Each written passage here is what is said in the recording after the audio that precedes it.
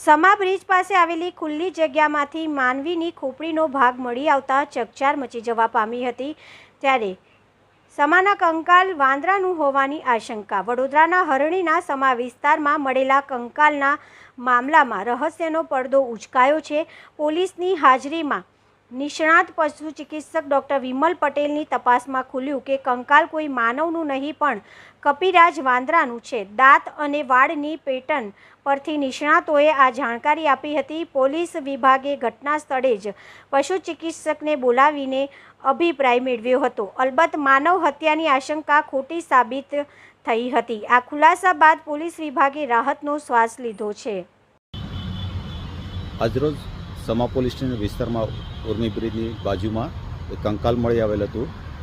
જે કંકાલ બાબતે પોલીસ તપાસ કરતા વેટરનરી ડૉક્ટર શ્રી પટેલ સાહેબનો અભિપ્રાય લીધેલો અને આ કંકાલ જે ખોપરી તેમજ બીજા બોન્સ હતા એ ટુકડાઓનું નિરીક્ષણ કરી અને ડૉક્ટર સાહેબે અભિપ્રાય આપેલો છે કે આ કંકાલ કોઈ જાનવર એટલે કે વાંદરાનું હોવાનું ફલિત થયેલ છે।